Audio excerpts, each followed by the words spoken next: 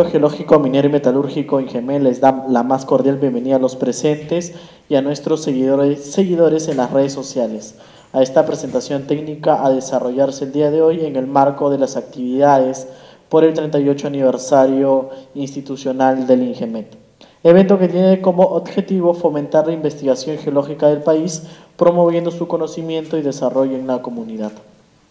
Saludamos la presencia de la licenciada Carmen Tuiro Salvador, vicepresidenta del INGEMET, del ingeniero Luis Serpa Cornejo, especialista de la Dirección de Geología Regional del INGEMET, quien será el expositor el día de hoy. La conferencia técnica a presentar está titulada El rol de la geología marina en el desarrollo del Perú, a cargo del ingeniero Luis Serpa Cornejo, quien es ingeniero geólogo. Actualmente dirige uno de los proyectos del INGEMET en la Antártida, teniendo como una de las metas principales lograr la línea base de la estación científica de Machu Picchu. Recibamos con fuertes palmas.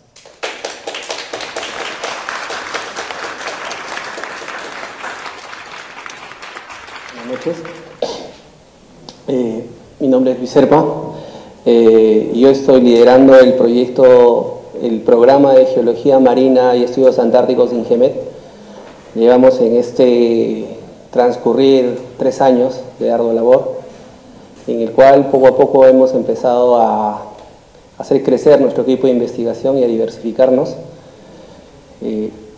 Uno de los integrantes es Gerardo Herboso, quien está acá frente a nosotros, Daisy Arriola, y el resto de integrantes no están porque todavía siguen trabajando los resultados de nuestro último crucero, en el cual vamos a presentar dentro de poco.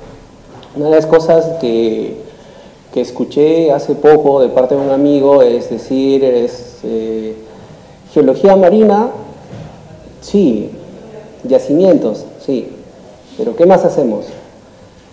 Y ahí empezamos a tratar de ver cómo diversificar, cómo hacer crecer esta rama que supuestamente para muchos de los que somos, yo soy geólogo, para muchos de los geólogos es algo nuevo, que lo ven casi como un apéndice. Nuestra principal actividad está desarrollada a la minería. De hecho, creo que el 90-95% de nuestros egresados y de nuestros colegas trabajan en minería. El resto se reparte un poco entre geotecnia y petróleo, es la parte más pequeña. Pero hay algunos geólogos que empiezan a trabajar en geología marina, son pocos. Uno es el doctor Tevez, que trabaja en la Villarreal y en la UNI. Y hay unos cuantos por ahí que trabajan en IMARPE, está Federico Velasco, por ejemplo, o Ángel Ramírez, que está por ahí también trabajando. Somos un gremio pequeño y realmente en lo poco que estoy trabajando en geología marina me di cuenta que no solamente es apuntar hacia el sector primario productivo del país, no solamente cuantificar mina, sino también ver que esto es algo transversal, que contribuye también a la parte biológica, al sector de productividad. Y un poco de eso vamos a empezar a hablar ahora. La charla está dividida en 4 partes. Primero, antecedentes de lo que es el trabajo de geología marina que venimos desarrollando, cómo lo desarrollamos un poco en la metodología de trabajo. Los primeros resultados que los estamos teniendo desde el año pasado, que empezamos a cambiar un poco nuestra propuesta de trabajo, hacerlo un poco más dinámica, ir ya al campo en un barco. Ahora son 2 barcos. Y la importancia y las implicancias a futuro que podamos tener, ya no solamente como geología marina, sino como ciencia generadora de conocimiento e innovar para poder contribuir de una mejor manera a nuestros sectores productivos. Es decir, llevar la geología transversalmente para hacer muchas más cosas y contribuir de otra manera, no solamente desde la parte minera. ¿Por qué geología marina? Tal vez porque el 40% de nuestro territorio sea agua o esté en el océano. No solamente por eso, sino también el 50% de nuestra población está ubicada en ciudades costeras, lo cual representa un gran riesgo en casos de tsunami o también en casos de nuestro desarrollo marino costero, por ejemplo, ¿no? Que no está bien orientado.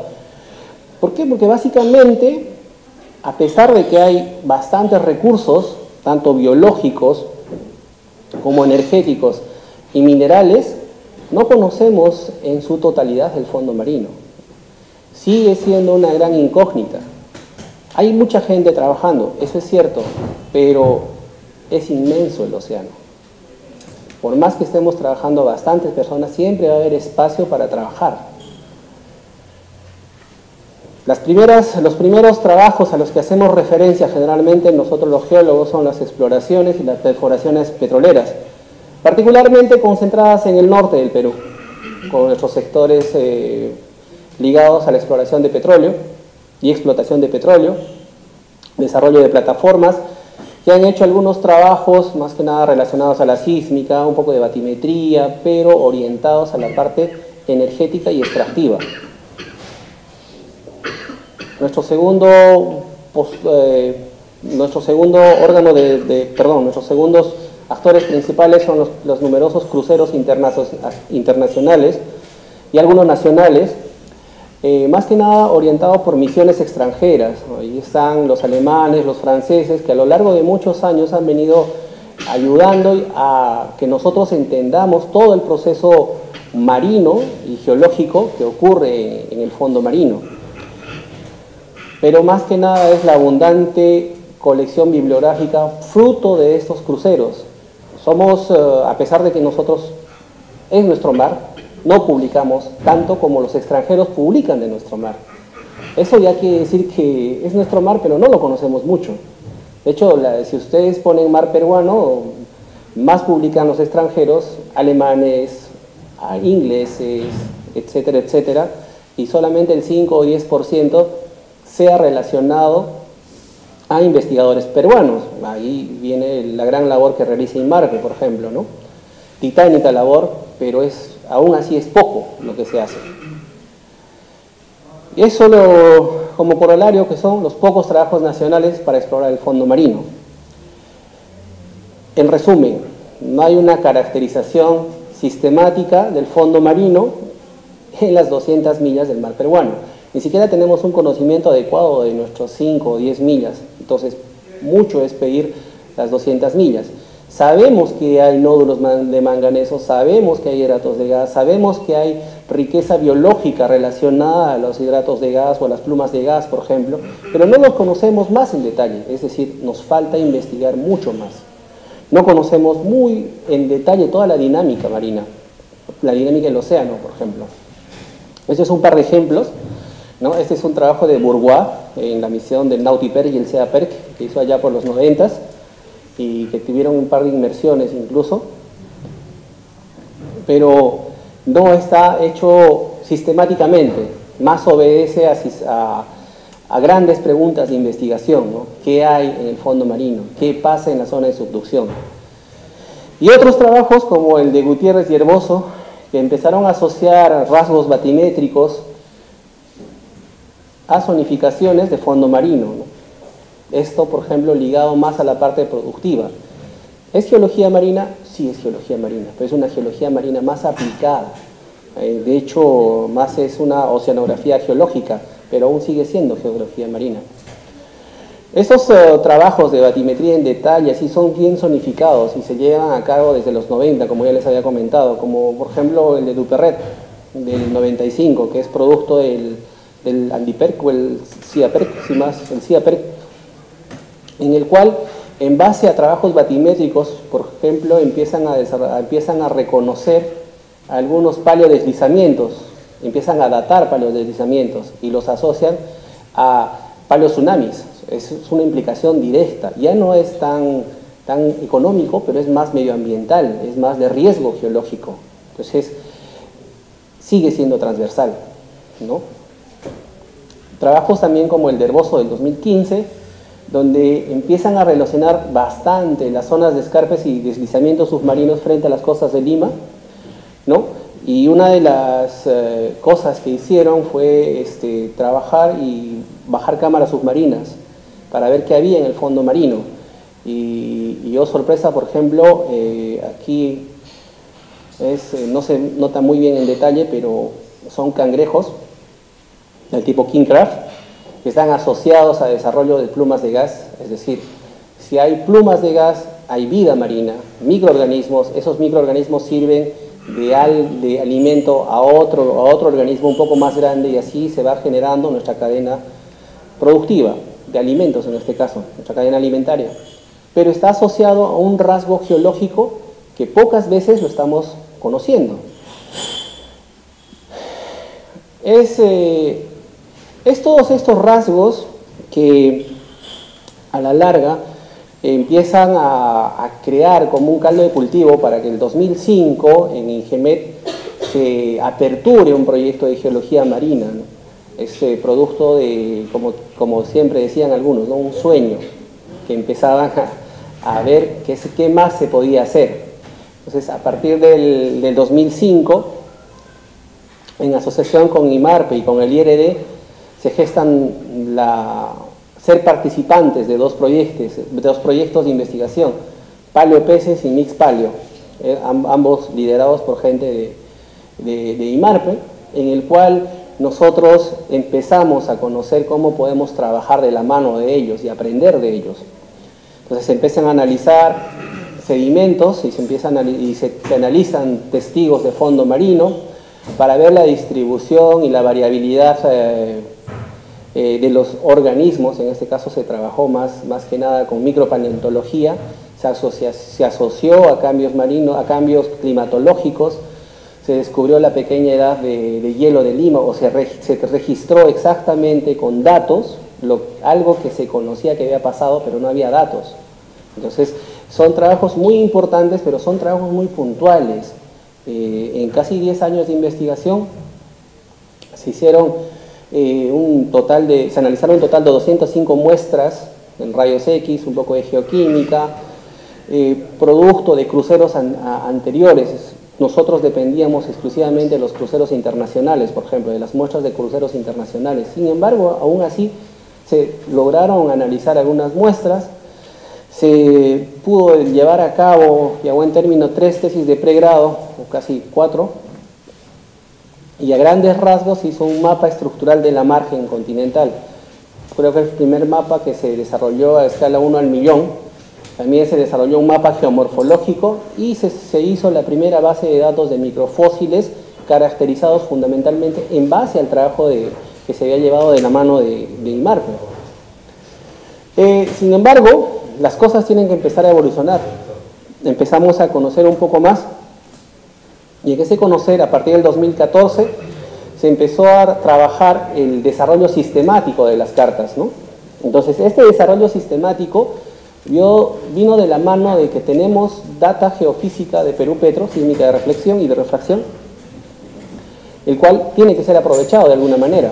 Entonces, ese aprovechamiento de data significa que no solamente vamos a hacer el trabajo de recolección e interpretación textural, sino también hay que meternos hacia la parte geológica y empezar a compilar los trabajos. Entonces, en base a esta compilación bibliográfica se hicieron 2 cartas. La carta 225, que es Punta Malpaso, Tambo de Mora, más o menos estamos hablando entre la parte de las costas frente a Chincha y el sur de Lima. Y el anteaño pasado, la carta 111, que es la que está en el extremo norte, que es en la zona de Tumbes, que es Punta Capones, Punta Sal, los cuales se desarrollaban bajo la siguiente metodología. Nosotros recibíamos las muestras de IMARPE, que nos cedían gentilmente para poder hacer un análisis granulométrico. Tratábamos, si había suficiente muestra, se podía hacer algo de geoquímica. Lamentablemente a veces no, nos daba solamente para hacer la parte granulométrica. De la Dirección de Hidrografía y Navegación rescatábamos los datos batimétricos que podíamos. Con Perú Petro trabajamos la parte sísmica, y de cruceros internacionales obteníamos una data batimétrica de mayor resolución. Entonces todo eso alimentaba una gran base de datos para sacar un mapa batimétrico supuestamente a alta resolución, pero teníamos poca velocidad de procesamiento. Entonces los datos batimétricos que en esa época teníamos no eran de la resolución de la que ahora tenemos. Por ejemplo, tenemos mayor capacidad de procesamiento. 1. Esos mapas batimétricos y con las muestras, teníamos unas 10 u 8 muestras por carta, y se trataba de interpolar para hacer unos mapas texturales que eran muy similares a los texturales que sacaba IMARPE. Creo que la última versión fue la de 84, 87, que hizo Delgado. Entonces no había mayor innovación, nos faltaba mucha densidad de muestreo. Por último, en base a los datos batimétricos, se hacían mapas geológicos y geomorfológicos, que eran bastante interpretativos. O sea, un mapa geológico con 8 muestras hay que afinarlo bastante y es muy débil de sostener en el tiempo, ¿no? Tratábamos de compensar la falta de datos con datos en la zona de costa, haciendo geomorfología de la zona de costa. Se recolectaban muestras de la zona de costa, especialmente las desembocaduras y de las playas, y en algunos sectores se lograban hacer calicatas con el hecho de que teníamos que ver si había paleotsunamis y de alguna u otra manera podíamos relacionarlo con las publicaciones pasadas. Es decir, todo lo hacíamos más que nada bibliográficamente. Sin embargo, a partir del 2016 nuestra metodología de trabajo cambia. Entonces, todo esto que habíamos pasado anteriormente solo nos hizo dar cuenta de que teníamos que tener un socio estratégico con el cual se pueda trabajar más de la mano, y dentro de esa búsqueda fortalecimos nuestra relación con la Dirección de Hidrografía y Navegación por medio de la firma de un convenio específico para hacer una carta batimétrica y sacar muestras de una carta, que es la carta 112, que es la carta que está frente a las costas de Talara, ¿no? El primer crucero lo denominamos Ingemar 1, un acrónimo entre Ingemet y Marina de Guerra, porque los dos vamos con muchos gastos compartidos, mucho trabajo compartido. Entonces lo justo es, va Ingemet y va Marina, entonces somos Ingemar. Todos nuestros cruceros de aquí en adelante que van de los dos de la mano se llaman Ingemar. Zarpamos un 20 de mayo y regresamos un 2 de julio, fueron 40 y tantos días, fueron muy duros días, pero logramos hacer mucho más de lo que habíamos planificado. Planificamos 25 muestras, al final recolectamos como 33 muestras, se hizo un trabajo batimétrico y después se sigue aprovechando la data batimétrica, se sigue aprovechando la data de multibeam, porque una de las características de este barco y por la cual nos decidimos a trabajar con ellos es que tienen tecnología casi de punta para esa época, ¿no? Era un multibeam, un multias, que podía trabajar desde 50 hasta más de 5.000 metros. Entonces, para la época, para el año 2016 que empezamos a trabajar con ellos, era lo mejor con lo que podíamos trabajar. Sin embargo, como les dije, muchas cosas evolucionan, y este año tuvimos el arribo del buque oceanográfico Carrasco. Por medio de un gran esfuerzo tanto de Ingemet como de la parte de Marina, logramos hacer el crucero inaugural del Carrasco. Salimos el 27 de julio y regresamos a puerto el 17 de julio. Se hizo la carta hacia Tambo de Mora, que está más o menos al sur de Lima, y si todo sale bien, como todo va a salir bien, lo que se hace con fe y con ganas tiene que salir bien, estamos esperando salir en septiembre para hacer el Ingemar 3, que es frente a las costas de Paita. Nuestro trabajo es una recolección de métodos indirectos y de métodos directos. Ya pasamos de la parte netamente bibliográfica a registrar datos de multisondas, y se están sacando secciones sísmicas de su bottom profile, con lo cual ayudar a recolectar y a tener mejor densidad de información y que sea útil no solamente para la parte geológica, sino también para la parte oceanográfica, la parte acústica y la parte pesquera, ¿no? O sea, cada vez se hace mucho más transversal el trabajo que estamos haciendo. Y Esto va de la mano de los métodos directos, que es la recolección de las muestras de draga, y este año y en el anterior crucero sacamos un testigo de fondo de mar de 70 centímetros, 80 centímetros, en el cual esperamos hacerle muchos análisis. Ya hemos empezado por la parte química, tenemos en proceso un análisis de susceptibilidad magnética, para que pueda ser correlacionado con otros testigos similares que hay a los alrededores de la zona. Y si a la larga podemos cristalizar, empezar a datar los niveles de conchillas que se han registrado en el testigo, para que toda la data que tengamos no sea solamente referencial, sino que sea data que podamos calibrar y que podamos usar. No nos sirve tampoco, como lo discutíamos, decir este es un reflector bueno, sino este reflector bueno tiene tanto de edad, por lo tanto se puede trabajar más en detalle otras cosas.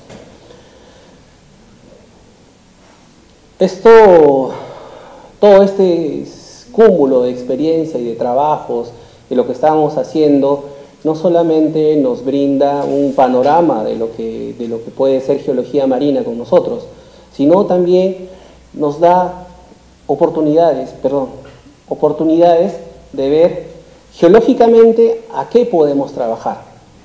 Podemos enfocarnos en hidratos de gas, ampliar de hecho se puede ampliar un poco más la barrera energética respecto a qué más hay aparte de petróleo y gas, ver qué información nueva se puede recolectar en las cuencas petrolíferas ya conocidas.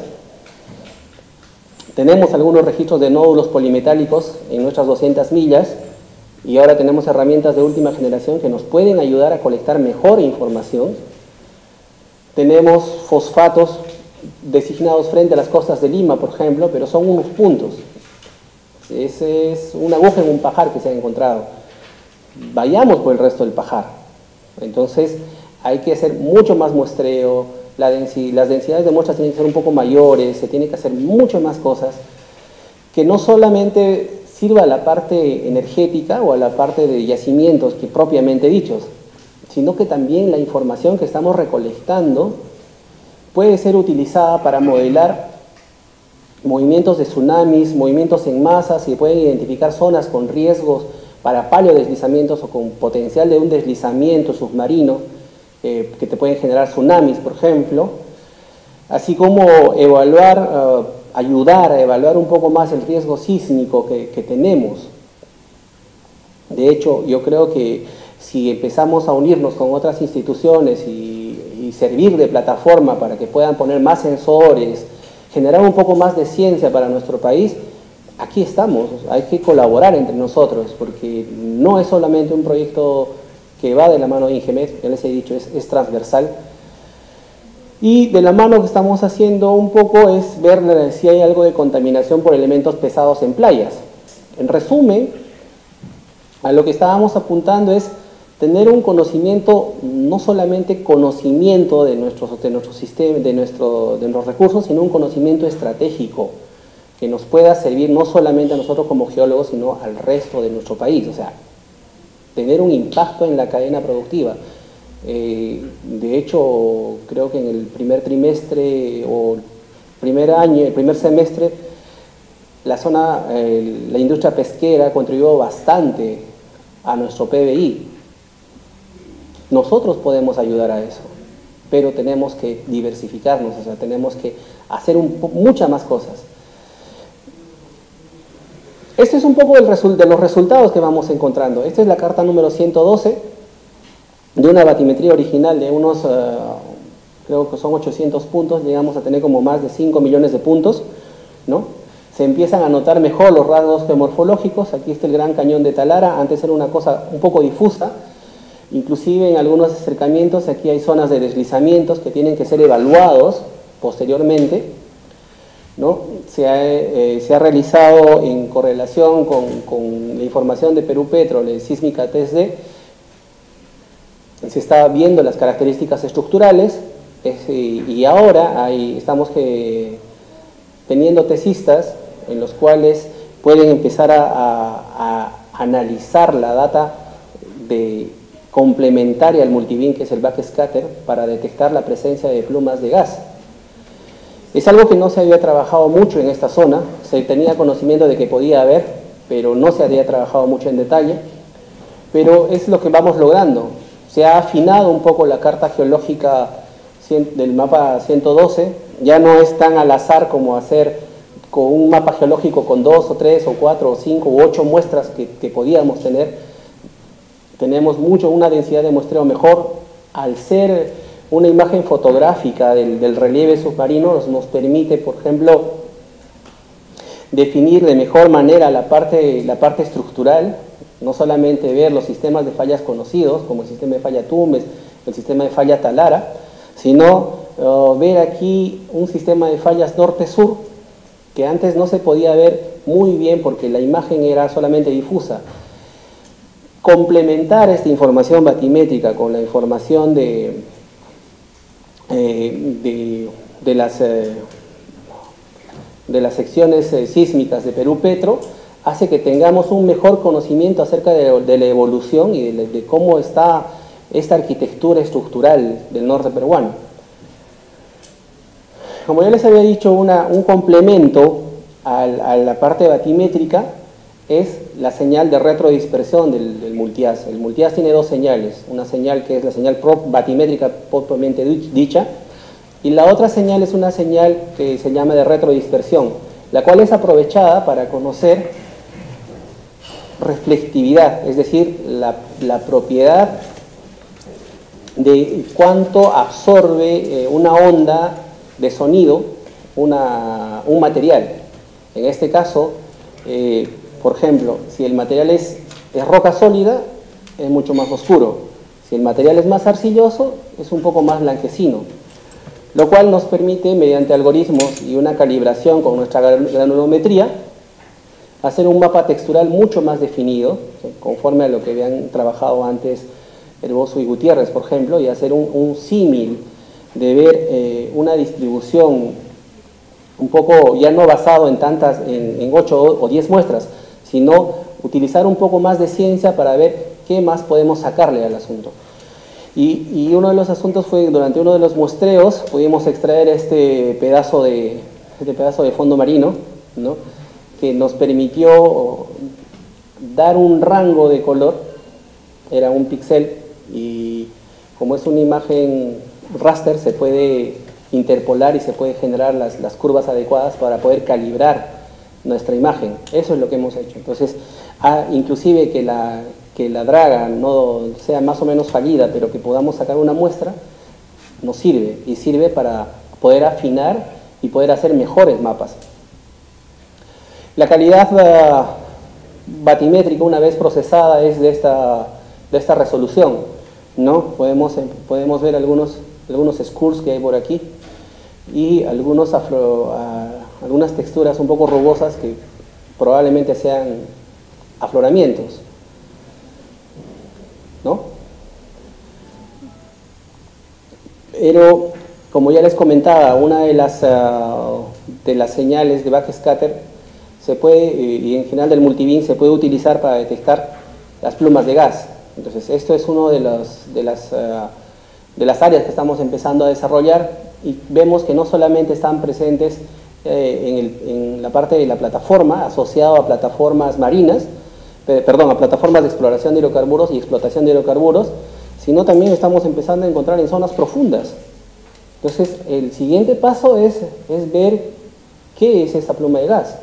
Si está asociado a un sistema hidrocarburífero o es simplemente expulsión por acumulación biológica. Eso es algo que a futuro tenemos que ver, porque las manifestaciones son de 300, 400, 500, hasta 800 metros de pluma de gas, ¿no bien? 1200 metros es la mayor manifestación que tenemos.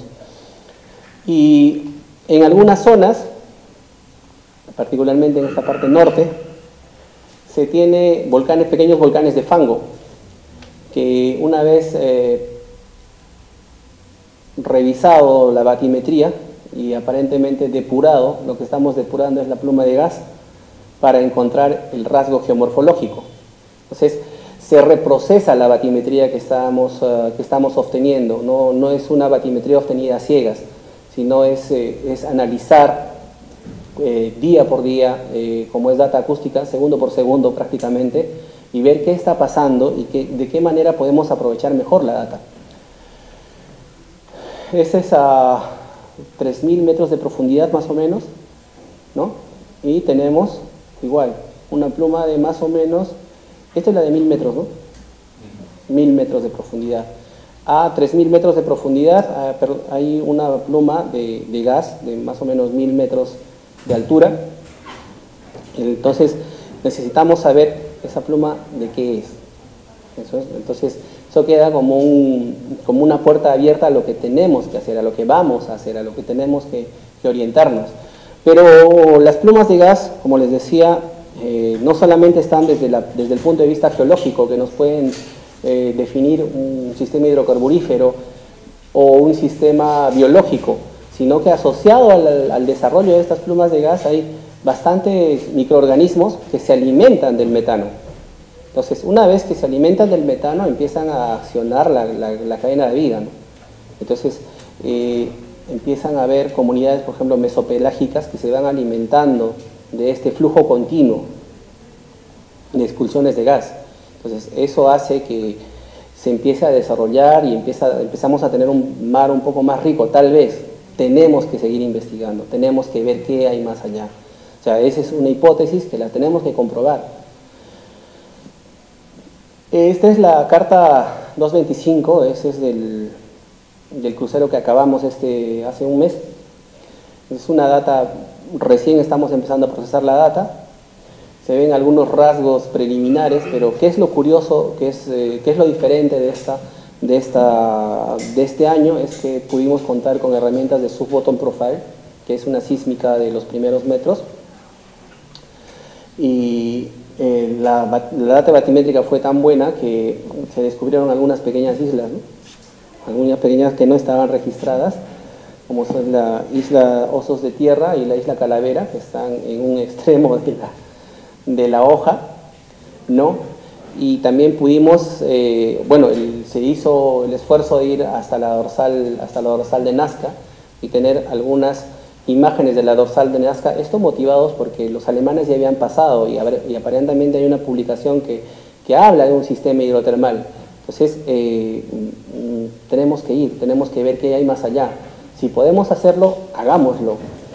Entonces, de la mano del doctor Herboso, se empezó a delinear la ruta para poder atravesar esta parte de la dorsal. Y dentro de los montes que empezaron a surgir en la dorsal, había esta dispersión de puntos que probablemente correspondan a una chimenea hidrotermal. Es un monte submarino a 2.500 metros de columna de agua. ¿Y será posible? Bueno, pues en el ecograma hay algo que parece una pluma. Lo que nos falta es comprobar. Tenemos la hipótesis de que hay algo que está pasando. Entonces tenemos que seguir investigando. Entonces, esto es a trabajo a futuro. Pero las imágenes son de tan buena resolución que nos sirvieron no solamente nos sirvieron para analizar y ver exactamente dónde podíamos tirar un piston core, ¿no? Estas son láminas de 10 centímetros para que vean la resolución de la herramienta que tiene nuestro VAP Carrasco. En algunos perfiles se pudieron observar todos esos elementos arquitecturales y elementos sísmicos que pueden ser asociados a muchos procesos, pero tenemos que verlo en conjunto y sobre todo tenemos que datarlo para ver cuándo se produjo el evento, ¿no? Podemos empezar a pensar y a lanzar hipótesis que hubo una regresión, que hubo transgresión, pero hay que datarlo. Hay que saber exactamente de qué época estamos hablando, de cuándo estamos hablando, para poder tener un mejor panorama y un mejor detalle de nuestras investigaciones. En la plataforma, y gracias al Sub-Bottom, pudimos observar algunas zonas de erosión de fondo marino, tal vez correspondientes a paleodeslizamientos, paleoslams. Luego hay algunas sedimentaciones un poco raras relacionadas cercanas a las islas submarinas, sedimentación reciente tal vez.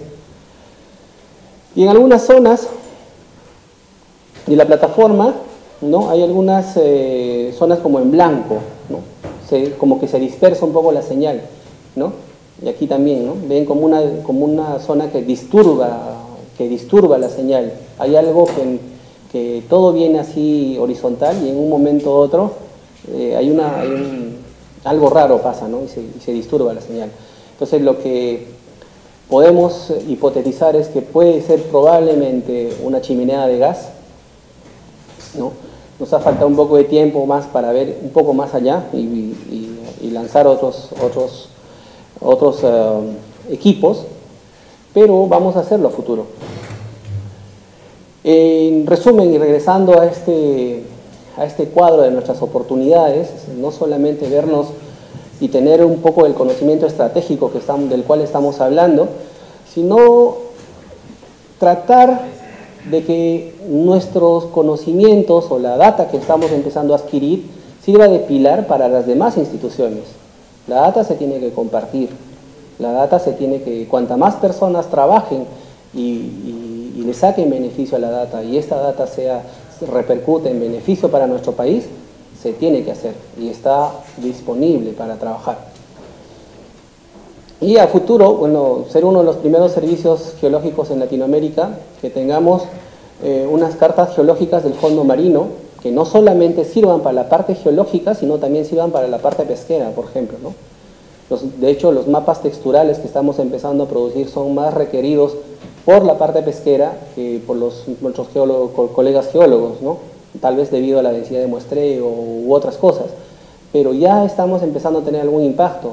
Ahora, las cabeceras de los cañones que estamos empezando a encontrar con la data batimétrica también es requerida por los pesqueros artesanales o por las pequeñas compañías que desean saber, porque aparentemente en las cabezas de los cañones hay una mayor diversidad biológica, y no solamente en las cabeceras de los cañones, sino han visto en las imágenes en la parte profunda de los cañones, ya en los valles, a 2.000, 2.500 metros de profundidad, hay especies de pesca profunda, hay cangrejos king crab, como los de pesca mortal, esos tipos centollas, hay langostinos de agua profunda, en algunos sectores en el norte han encontrado hasta bacalao. Son pocas las empresas que están explotando este recurso. Creo que hay un par de empresas solamente que tienen el monopolio del bacalao, porque ellos son los que conocen exactamente dónde pescarlo. Si nosotros de una u otra manera podemos ampliar para que ese conocimiento genere mayor productividad, pues hagámoslo. En resumen, nosotros como geología marina vamos orientados fundamentalmente a tres sectores. Primero, como sector, la parte geológica que va por delante. Ver y tratar de entender y tratar de dar mayores evidencias para que se generen mejores modelos geológicos, no solo de nuestra parte, sino como la data es para todos. Si hay algún especialista que quiera trabajar con la geología, podemos trabajar con la geología, se le puede brindar la data.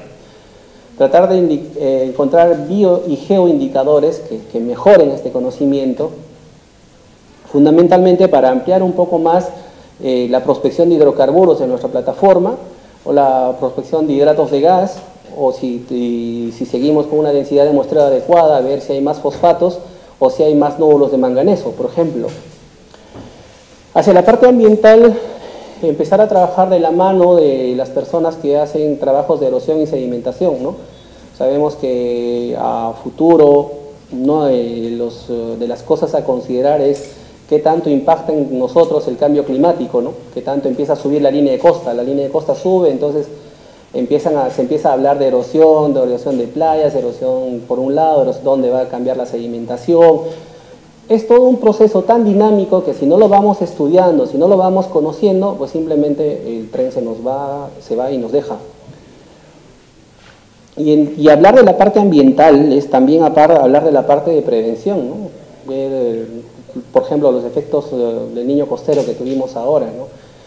Yo creo que muchas de las cosas con prevención se pueden mejorar, pero la prevención va de la mano del conocimiento. Y el conocimiento que podamos empezar a acumular para mejorar nuestros modelos numéricos para predicción de tsunamis, para modelamiento de tsunamis, movimientos en masa, o a la larga los trabajos de muestreo que nos empiecen a brindar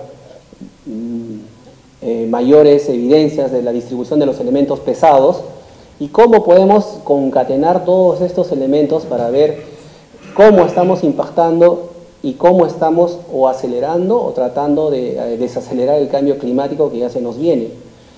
Por último, ver el lado biológico, ¿no? Nuestro mapa textural, de la mano de algunas otras herramientas, nos pueden ayudar a desarrollar zonas de hábitat natural, zonificación de especies, conocer, cuantificar la vida no solamente en los cañones submarinos, sino a lo largo de todo lo que vamos viendo, de la mano de instituciones que van a trabajar con nosotros, que van a colaborar con nosotros a trabajar. La plataforma está ahí, hay que aprovecharla. Entonces, mientras podamos aprovecharla, mientras podamos subir más gente, mientras podamos ser más multidisciplinario, yo creo que esto va en camino de enriquecer no solo nuestro conocimiento, sino el conocimiento de todos. Y nos va ayudando a formar una masa crítica de personas que pueden colaborar de otra manera. La finalidad de esto es que hacia el futuro no solamente veamos cuánta energía y cuánta minería submarina podemos cuantificar, ¿no?, sino también ver el impacto de los recursos hídricos costeros, cómo juega el nivel del mar con respecto a los manglares, porque hablar solamente hablar del océano implica también hablar hablar del fondo marino implica también hablar bastante de la parte costera, es decir, es un manejo integral. Uno va de la mano de otro, no van separados. Uno empieza a investigar un poco en el mar y de la mano tienes que empezar a investigar la costa. ¿Nos va a ligar a una mejor prevención de riesgos geológicos? Sí.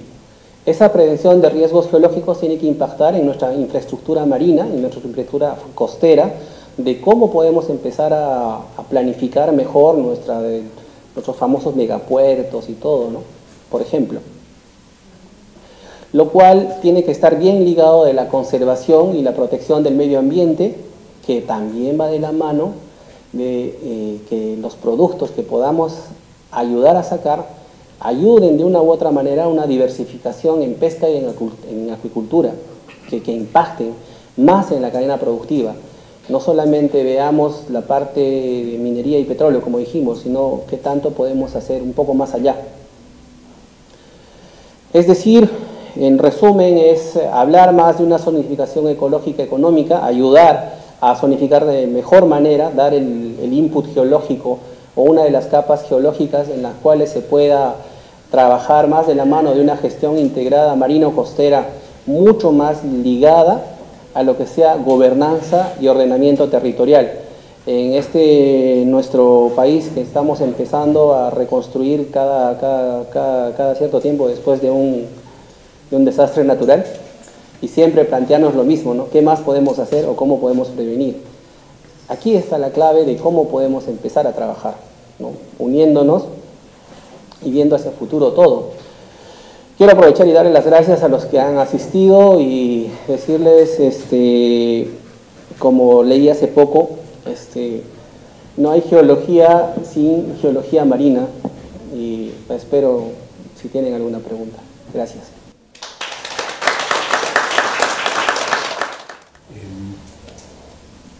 El equipo que tiene el INGEMET, sí, ciertamente deben ser muy fuertes, son poco numerosos todavía, ¿no? Sí. Veo allí hay 7 en el equipo, 7 personas.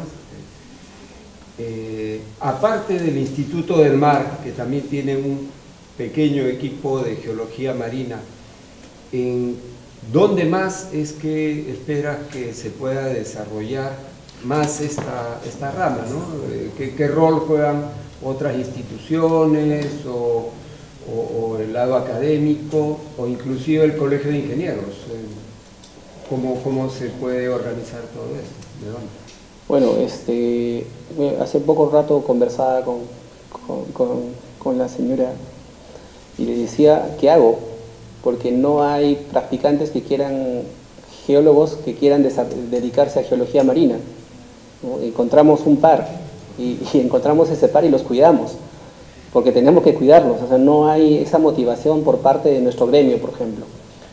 Como comentaba al inicio de la charla, si no es el 90 o el 95% que se dedican a mina, el resto de las actividades están con los ojos vendados para los geólogos, sobre todo para esta parte de geología marina. Entonces ahí nos queda una labor profunda de conocimiento, de gestión y de motivación más que nada a las nuevas generaciones.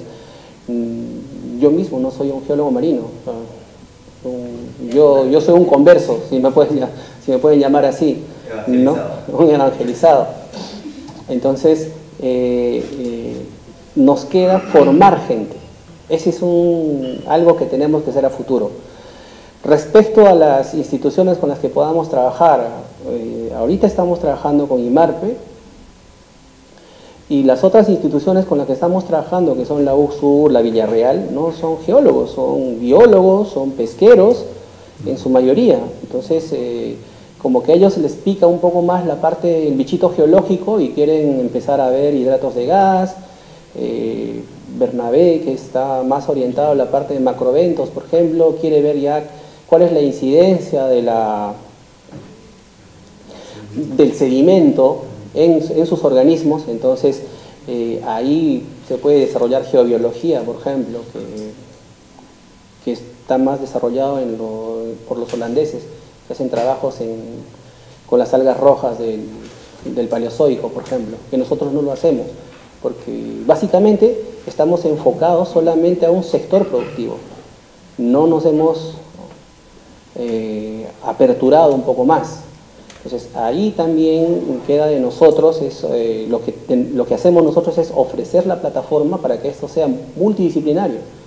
Si nosotros solamente como Ingemet vamos y tratamos, como tú dices, a veces, ¿no? O sea, solo mirar a nuestro sector, no vamos a ir mucho más allá. O sea, no auguro un buen futuro para nosotros, más que hasta que se nos acabe un poco la plata y ya. Pero si empezamos a diversificarnos, empezamos a traer más investigadores de afuera que nos ayuden a formar gente, que nos ayuden a formar esa materia crítica que nos hace falta, generar investigadores, no vamos a ir mucho más adelante. ¿Puede el Colegio de Ingenieros contribuir? El Colegio de Ingenieros tiene que contribuir. Yo creo que está en el deber de, al igual que la Sociedad Geológica, el deber de contribuir. Pero es en foros como este que tenemos que darnos a conocer. Entonces, mientras más dinámicos seamos, mientras más expongamos nuestros trabajos, yo creo que la gente también va a estar diciendo, pucha, oye, sí, hay geología marina, me parece interesante, ¿cómo será subirse a un barco, interpretar? Depende bastante de nosotros qué tanto más podamos hacer. Hay algo adicional, Lucho. Yo creo que hasta ahora el pequeño grupo reducido no es tan pequeño, porque existen personas que hasta el momento han trabajado geología marina, por ejemplo en IMARPE. Yo tuve la oportunidad de conocer geólogos que trabajaban, aparte de Federico, en geología marina y ahora están desperdigados. Entonces creo que esta es una muy buena oportunidad también para reunir a esas mentes brillantes que en un momento estuvieron abocadas a geología marina y no desperdiciar, porque como dice Lucho, son pocos los interesados. Debería crecer el interés, pero los presentes o los que todavía están ahí con el bichito dentro, tomarlos, lograr un mejor alcance, porque se necesita. Pienso de que ahora porque este es un trabajo inicial que se ha realizado el Ingemet, ¿no? Se está haciendo, la primera carta ya se hizo la de Pisco, nos falta hacer todo el barrido de toda la costa. Entonces ahora es cuando todo el mundo está comenzando a ver que hay una perspectiva de un área más de trabajo en la cual se puede desenvolver no solamente el geólogo, sino todas las otras áreas que combinan, ¿no? Pienso de que es un momento de que lo miren, ¿no?, como una opción, ¿no?, la geología marina en las áreas de geología de todas las universidades. siempre y cuando trabajen en conjunto, ¿no? Con un proyecto, ¿no? Pueden ser aceptados por el INGEMET, ¿no? Y para trabajar en este conjunto, sacarse toda la información posible, sacar toda sino reconocer, ¿no? Toda la información que nos puede dar toda la costa para todas las áreas. Tenemos un trabajo a largo plazo, lo más discreto que hemos puesto ha sido hasta el 2030, casi cuando yo me jubilo, pero esto va para más. Esto va para más porque recién estamos comenzando, recién estamos aperturándonos. Entonces, en la medida como que más gente trabaje con los datos que obtenemos, vamos a ir mucho más rápido, ¿no? Sí, buenas noches a los presentes. Muchas gracias por su presentación, compañero. Yo quería preguntarle qué base busca en un practicante para esta área, ya que al parecer tienen trabajo, pero para no es largo. Yo vengo de la Facultad de Geología en la UNI. Estoy cursando estoy en media carrera, e incluso creo que mencionó a mi profesor que va a ser de sedimentología, la señora Tevez. Entonces, yo al iniciar clases la próxima semana va a ser como que voy a esparcir la palabra, ¿no? Energía marina. Entonces, quisiera saber, ¿qué base busca usted en un practicante? Entusiasmo, porque parece fácil, pero de verdad hacer las guardias, hacer la granulometría. Ahí llegó José recién, por ejemplo, él estaba hoy día desde las 7 de la mañana hasta hace como una hora que recién acabó con una parte de las muestras. Tiene ese bichito dentro, ¿no? Quiere saber un poco más. Eso es lo que buscamos, claro, entusiasmo. Más que todas las bases en conocimiento, porque ese entusiasmo yo sí lo he visto en muchos compañeros. Nos hemos ido a diferentes lugares, en tierra, claro, y de una u otra manera hemos acabado con lo que habíamos decidido hacer, ¿no? Trabajos en columna, diferentes trabajos o monografías. Entonces, lo que quisiera saber es qué conocimientos uno ya debe tener para poder aplicar a ese tipo de prácticas. Bueno, ahora en la parte geológica es un poco de sedimentología y un poco de estructural lo que estamos haciendo, ¿no? Pero básicamente el 90% es que seas entusiasta y que postules. La convocatoria debe salir para diciembre, enero. Entonces, quizá como información, que en la UNI tienes la oportunidad de llevar un curso de geología marina que no hay en la mayoría en ninguna otra universidad. Con el doctor Tevez. Con el doctor Tevez, sí. Creo que es la única universidad de geología que creo que da geología marina. Pero yo soy de Cusco y ni geología lacustre me dan. Así que aprovechalo.